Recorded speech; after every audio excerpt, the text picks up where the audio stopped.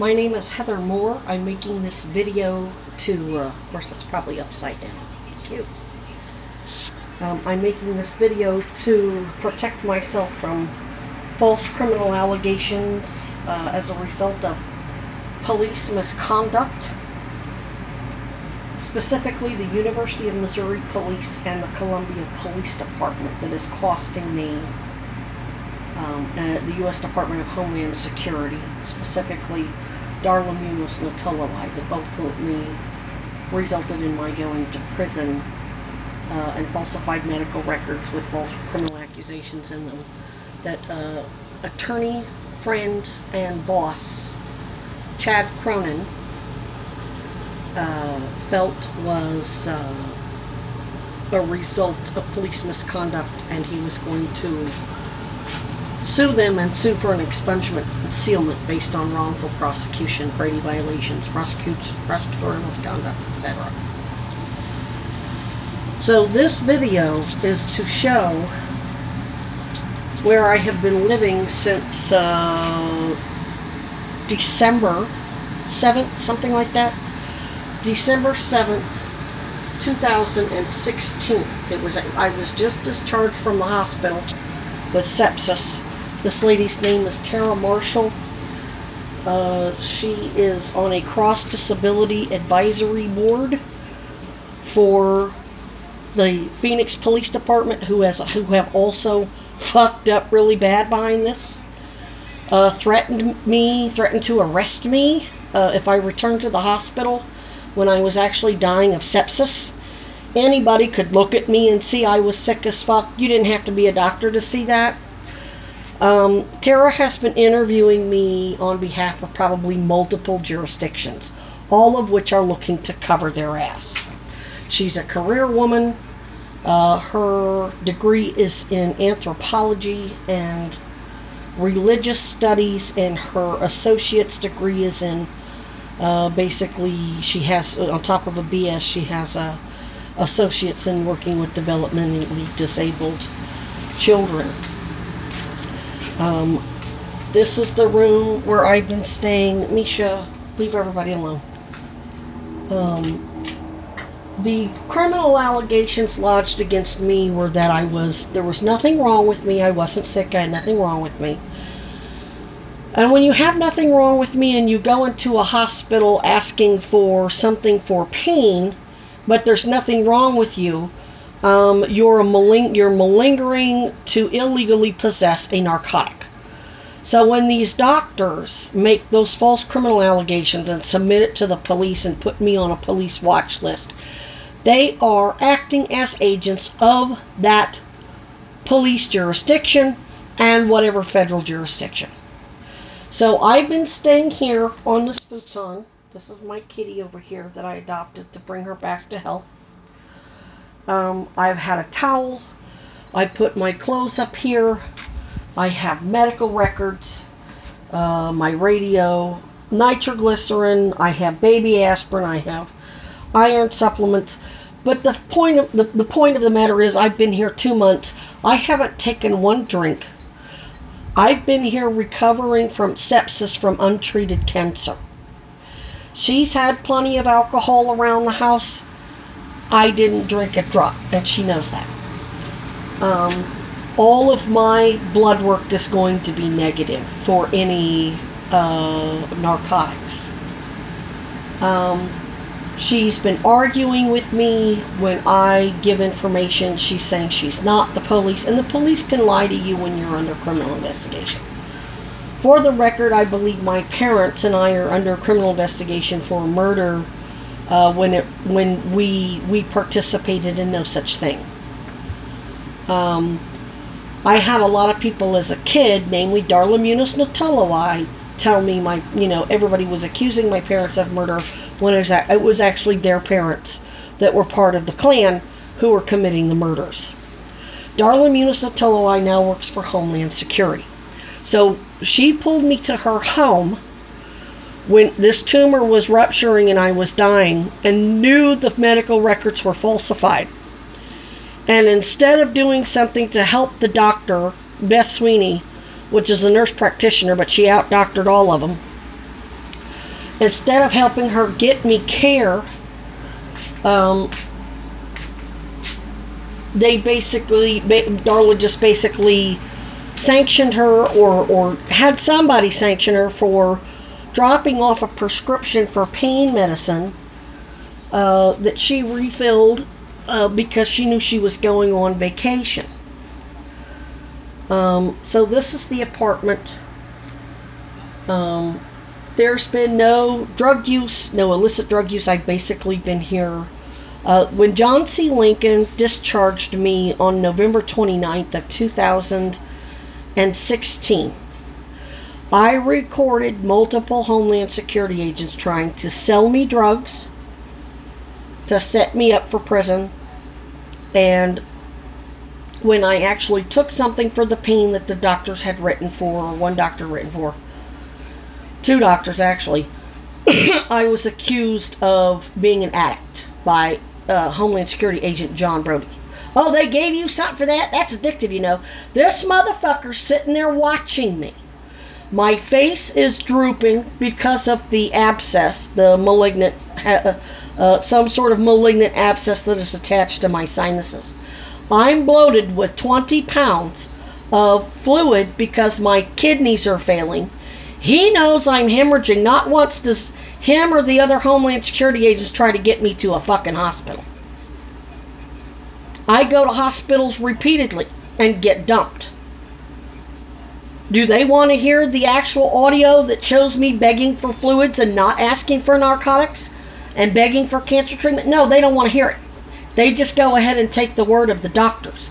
So these local doctors here in Arizona who charged me with crimes, falsely charged me with crimes, are also de facto agents of law enforcement. Those are legal documents. Everybody's acting on them. I can't get help through the Arizona Board of Health Services. Ducey, Governor Ducey is taking money from these healthcare tax-exempt health entities. So this video is basically being made to show where I've been for 2 months. After a month, she went and made me a key. This is the key. She handed me this. She tested it, made sure it worked. Apparently they thought they had convinced me to stay here and die of cancer, just stringing me along when they're not actually doing any type of investigation that's going to put my murderers, and quite possibly the murderers of Dr. Civil Rights Scholar and former prosecutor, former DOJ civil rights investigator, Dr. Chad Cronin, whoever killed him. So this is the house key that she gave me. I'll show you that it works. I just put it back in there. I'm leaving. I don't feel safe here. She's obstructing my testimony, and I don't appreciate that shit. I believe they're lying to my mother and my father. Divide and conquer. They don't want my parents joining the NAACP and the ACLU to nail a bunch of cops for misconduct like Michael Brown did. And for the record, the original police officers and the doctors that made the false criminal allegations that sanctioned me to death, the first 3 or 4 doctors did it right before Ferguson, and then Ferguson blew up. And these doctors and these police officers were doing it at the behest of Governor Jay Nixon and Attorney General Chris Koster, both of which are University of Missouri alumni. And then there's also Dr. Joseph Parks, who was on staff as a doctor and part of the administration at all the hospitals and clinics in Columbia, Missouri. And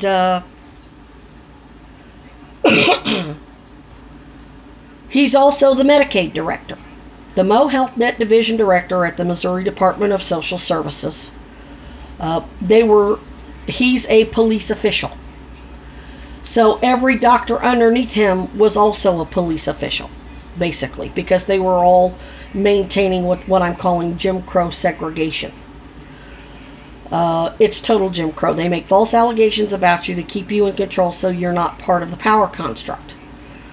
And everything I'm saying here is all belongs to Dr. Chad Cronin and his estate, which would be his survivors, his parents, Patricia and Butch, I met both of them. They didn't know at the time that I had cancer, that I wasn't able to keep up with Chad, and we had a lot of fun. We had a lot of fun. I remember the Sisters Grimm, those two chairs. He bought somewhere, and then we were going to recover them, and we went and stored them over at Miss Pat's, Chad's parents' place, and we had a good laugh at their condition. But anyway, I have several attorneys that are wanting to do what's called a class action lawsuit. They would be representing the biggest majority, about 13,000 blacks and black children, elderly black folks, other colored members of the Columbia, Missouri, and Boone County area that have ended up in Boone County jail or prison or wherever as a result of these police misconducts by those administrators, their police departments. Homeland Security, Darla Munoz knew what was going on. She did nothing, left me in the field to die. Lied to my parents, lied to my father, lied to me about them. Nobody really knew what was going on until now. I have to stop this because YouTube doesn't let you record more than 14 or 15 minutes. I'm not going to give you the location of this apartment. This is just to show that the apartment is in good condition. I'm not going to hear any bullshit about, oh, she left and I found drugs. I'm not going to hear it. I've been here 2 months. She gave me this key a month ago. It works.